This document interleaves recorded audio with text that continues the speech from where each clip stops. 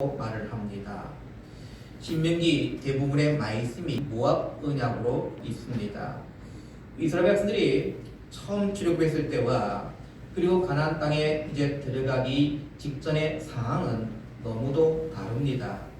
그래서 하나님의 말씀도 더 깊어지고 풍성해질 수밖에 없는 겁니다. 그러나 말씀의 핵심은 동일합니다. 말씀을 지켜 행하라 이겁니다. 자, 그리고 하나님은 가나안 땅에 들어가려는 이스라엘 백성들이 그야말로 교육도 제대로 받지도 못하고 길수도 없는 무식한 사람들이었죠. 그런데 하나님은 그들에게 이 세상에 그 어느 누구도 가지지 못한 재주를 그들에게 주셨습니다. 그것은 바로 하나님의 말씀을 이해할 수 있는 능력인 겁니다. 하나님께서는 그들에게 말씀을 깨달을 수 있는 마음을 주셨습니다. 이것은 그 어떤 체험보다도 더 귀하고 복된 복이고 그리고 재산인 겁니다. 우리가 1절부터 4절까지의 말씀에 보면은 호렙에서 이스라엘 자손과 세우신 언약 위에 여호와께서 모세에게 명령하여 모압 땅에서 그들을 세우신 언약의 말씀을 이러하니라. 모세가 온 이스라엘을 소집하고 그들이 이르되 여호와께서 애굽 땅에서 너희의 목전에 바로와 그의 모든 신호와 그의 온 땅에 하신 모든 일을 너희가 보았나니 곧 그 큰 시험과 이적과 큰 기사를 내 눈으로 보았느니라. 그러나 깨닫는 마음과 보는 눈과 듣는 귀는 오늘 너희 주시지 아니하셨느니라. 자, 하나님께서 출애굽한 이스라엘 백성들에게 애굽의 모든 초태생들이 죽는 재앙들 그리고 홍해가 갈라지는 체험들을 그들은 눈으로 직접 보고 경험했습니다. 또한 시내산에서는 어떤 경험을 하였습니까? 시내산 전체가 불탔음에도 불구하고 그러나 그 어느 것 하나도 그 안에 타지 아니한 것이 없었습니다. 빽빽한 구름이 가득하였고 하나님의 나팔 소리가 울려 퍼졌습니다. 그런 가운데 하나님의 말씀을 받게 되었죠. 그리고 그들은 언약을 맺을 때에도 모든 백성들 보는 앞에서 짐승의 피를 뿌리는 의식을 하였습니다. 자, 그리고 나서 이제 40년이 지난 후에 이제 그들의 후손들이 이 모압 평지에서 하나님과 다시 한 번 더 언약을 체결하게 되어집니다. 그러나 이들에게는 그 홍해가 갈라지는 기적도 없었고요. 그리고 애굽에 있었던 그런 10가지의 재앙도 그들은 보지를 못하였습니다. 아니면 산에서 불타는 그런 경험도 그들은 보지를 못하였습니다. 그러나 그들에게는 더 중요한 경험이 있습니다. 그래서 바로 하나님의 말씀을 깨닫고 그것을 이해하는 믿음이 이들에게는 있었다는 겁니다. 하나님은 이 출애굽한 백성들에게는 깨닫는 마음, 보일 수 있는 눈, 들을 수 있는 귀를 주시지 아니하였습니다. 그들은요 눈에 보이는 10가지의 재앙을 극복하였고 홍해가 그들 앞에서 갈라지는 경험도 해보았고 그리고 시내산이 불타는 그런 경험도 하였습니다. 그렇지만은 오늘 그들은 강야에서 다 죽고 가나안 땅을 차지하지 못하였습니다. 왜 하나님은 이 출애굽한 이스라엘 백성들에게 깨닫는 마음, 보는 눈, 듣는 귀를 주시지 아니하였을까요? 왜 그들에게 주시지 아니하였을까? 왜 하나님은 그들에게 이것들을 주는 것을 싫어해서 그들에게 주시지 아니했을까요? 오히려 하나님은 이스라엘 백성들에게 정말 보는 눈 그리고 깨닫는 마음, 듣는 귀를 주시기를 원하셨습니다. 그런데 오늘 이 백성들은 이것들을 사모하지 아니했다는 겁니다. 간절한 마음이 없었다는 겁니다. 단지 우리가 이 세상에서 좀 더 잘 먹고 잘 사는 거 여기에 관심이 있었다는 거죠. 그냥 그들은 그 애굽에 있으면서 얼마나 이 종살이를 했습니까? 그래서 그들이 그 종살이로부터 해방됨을 통해서 그들의 관심은 우리가 어떻게 하면 잘 살고 어떻게 하면 잘 먹고 어떻게 하면 좀 편하게 살까 여기에 관심이 있다 보니까 하나님 말씀을 듣는 마음, 깨닫는 마음 그리고 이런 것들이 그들은 간절함들이 없었다는 겁니다. 오늘 이 자리에 앉아있는 우리 모든 믿음의 성도들이 다 동일한 마음인 줄 믿습니다. 그런데 한 주 동안 어떻게 보내셨습니까? 어떤 마음을 가지고 우리가 한 주 동안 살았습니까? 저도 우리 믿음의 성도들이 이 주일 이 예배에 늘 관심을 가지시기를 바랍니다. 특히 우리가 간절한 사모할 수 있는 그러한 마음을 우리가 늘 소유하시고 이 자리에 나오시기를 간절히 원합니다. 정말 하나님은 그 사모하는 자들에게 말씀을 주실 때에 말씀을 깨달을 수 있는 은혜를 우리에게 허락하십니다. 우리가 볼 수 있는 눈이 우리 가운데 열리게 될 것이고 들을 수 있는 귀가 우리 가운데 열려지게 된다는 사실을 믿으시기를 간절히 바랍니다. 그래서 우리가 이것을 위해서 한 주 동안 정말 몸부림치는 그런 간절함과 사모함이 우리 가운데 일어나기를 간절히 원하고 바랍니다. 우리가 처음 하나님 말씀을 들을 때는 잘 깨닫지를 못합니다. 잘 이해되지 않는 부분도 참 많습니다. 마치 어린아이 수준에서 우리가 말씀을 받을 때가 많습니다. 그러나 점차 우리가 하나님 말씀을 자꾸 캐고 자꾸 우리가 그 안에 들어가다 보면은 우리가 경험하지 못했던 알지 못했던 하나님의 그 보화 창고가 열리게 될 것이고요. 그 보화 창고의 말씀을 통해서 우리의 삶에 진정으로 하나님의 복이 우리 가운데 임하게 되어진다는 사실을 믿으시기를 간절히 바랍니다. 말씀을 듣고 말씀을 더욱더 가까이 할 수 있는 주의 백성들이 되어지기를 간절히 바랍니다.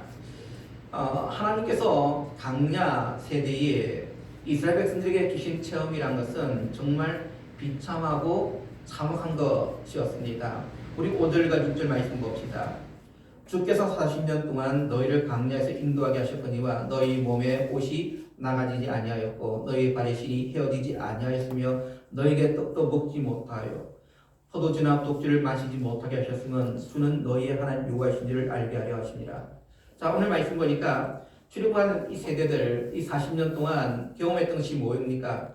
옷이 떨어지지 않는, 헤어지지 않는, 그리고 신발이 헤어지지 않는, 그리고 더구나 떡이나 포도주라는 것은 입에 데워보지도 못한, 왜냐 하나님께서 그들의 매일 만나러서 그들을 먹이셨습니다.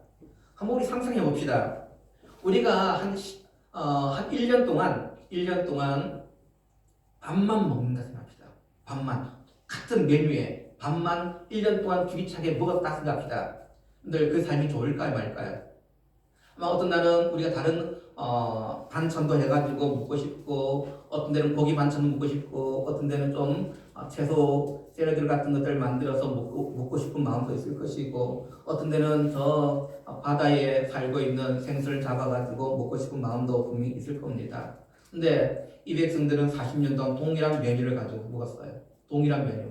만나를 가지고 할 수 있는 요리가 뭐겠습니까?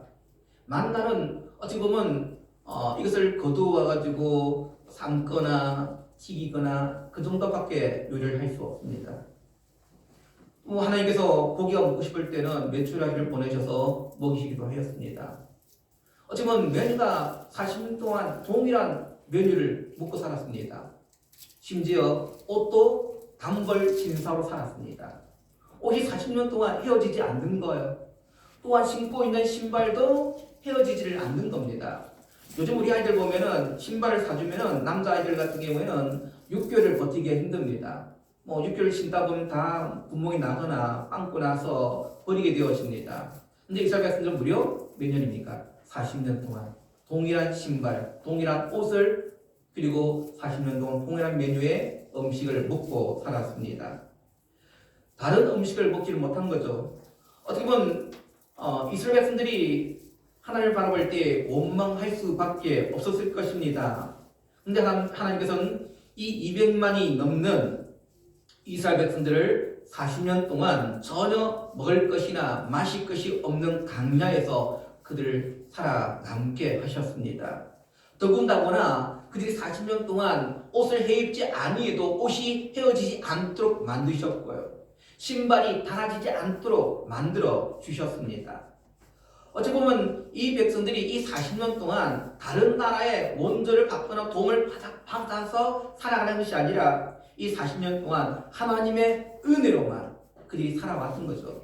어찌 보면 이제 가나안 땅에 이제 들어가게 되어지면 이 세상의 그 어떤 누구도 그들은 두려워할 대상이 없다는 겁니다. 40년 동안 하나님께서 이 백성을 지켜주셨기에 이제 가나안 땅에 들어갔을 때도 여전히 하나님께서 이 백성들을 지켜주실 것이라는 믿음이 이들에게 있는 겁니다. 우리가 하나님의 말씀을 눈으로 보면 이 세상에 양식과 물이 없이도 우리가 살아갈 수 있는 그러한 백성들이 되어집니다. 아니, 이 사람들의 눈으로 보면 우리가 살아있다는 그 자체가 기적인 거예요. 기적인 거예요. 제가 한번 이 말씀을 준비하면서 그런 생각을 했어요. 우리 믿음의 성도 가운데는 10년, 20년, 30년, 아니면 오태신앙 이렇게 신앙생활을 했던 분들이 있습니다. 우리가 한 달에 뭐 하나님께 헌금을 드리는 이것을 한번 우리가 기준 잡아가지고 우리 한 20만 원씩 하나님께 헌금을 드렸다 합시다. 매달 40년 동안, 한 60년 동안 우리가 헌금을 드렸어요. 세상 사람들이 바라볼 때에 저 사람들이 저렇게 드리면 분명히 망하고 가난해야 될 텐데 하나님은 우리를 지켜주셨어요. 세상 사람들 볼 때에 저 사람들은 저렇게 신앙생활 하다가 보면은 망할 수밖에 없고 가난할 수밖에 없는데 근데 하나님은 우리를 가난하게 하셨습니까? 우리를 망하게 하셨습니까? 아니에요.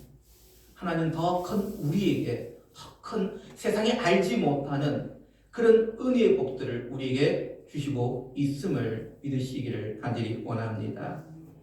7절과 8절 보니까 너희가 이곳에 올 때에 헤스본 왕 시온과 바산 왕 옥이 우리와 싸우러 나왔으므로 우리가 그들을 치고 그 땅을 차지하며 너벤과 가까운 문에서 반지파에게 기업으로 주었나니. 아무것도 가진 것이 없고요 경험도 없는 이 백성들이 유단 동편 땅에 가장 강한 왕 헤스본 시온과 바산 옥과 싸우게 됩니다. 근데 그 전투, 어쩌면 이스라엘들이 변변한 무기도 있는 것도 아니고 뭐 어떤 군사 조직도 잘 갖추어진 것도 아니었음에도 불구하고 오늘 이 땅에 살고 있는 이방인들은 철기를 가지고 있는 철기 문명을 가지고 있는 자들입니다. 뭐 이스라엘 백성들이 볼 때는 무기가 있겠습니까? 애굽에서 나올 때 무기를 제대로 가지고 나왔겠습니까? 가지고 나오지는 못했습니다. 아마 그들의 손에는 아마 돌멩이밖에 없었을 거예요. 돌멩이. 아니면 낫이나 이런 정도의 물건만 가지고 나왔을 겁니다.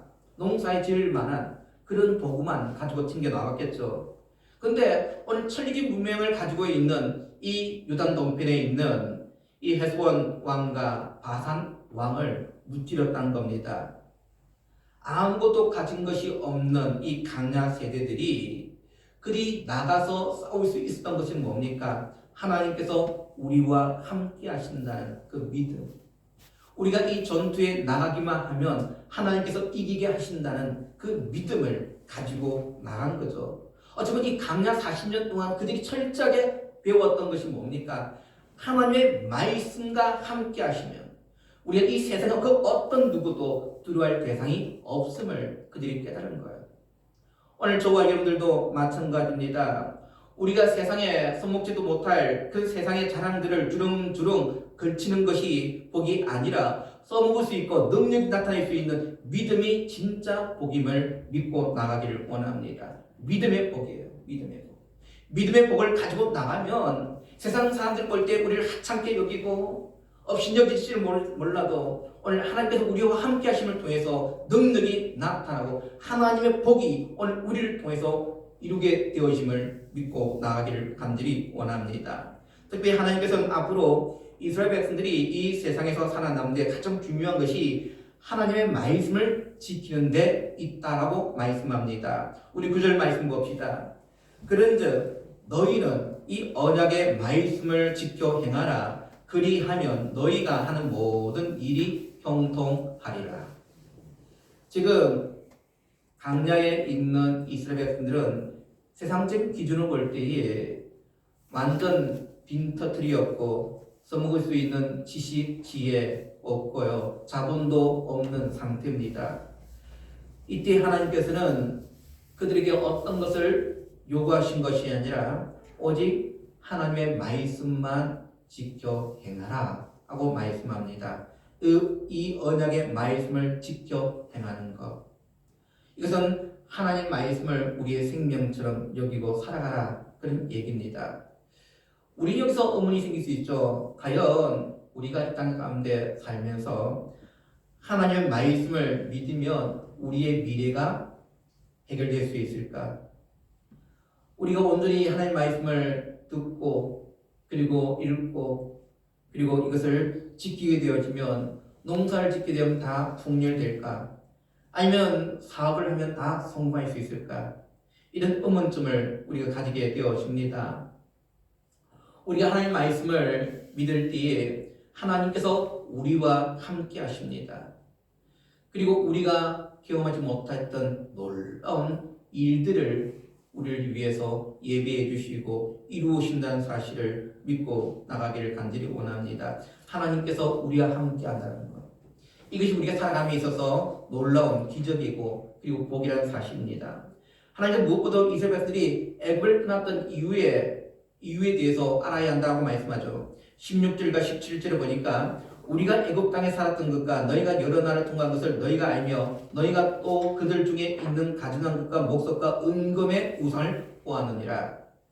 왜 하나님은 그 당시에 최대 문명국이었던 애굽에서 잘 어쩌면 살고 있는 그 백성들을 끄집어내어서 그 아무것도 없는 강나로 그들을 인도하셨을까요?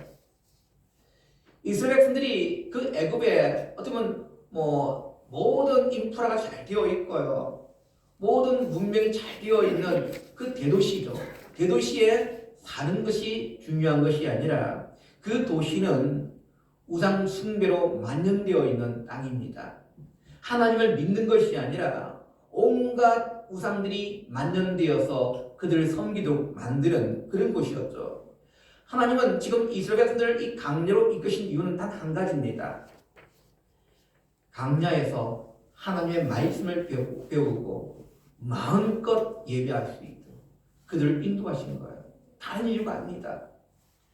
그들에게 자유를 주기 위해서 그들을 좀 애굽보다 더 살만한 곳으로 인도하기 위해서 그들을 강야로 인도하신 것이 아니라 철저하게 예배인 겁니다.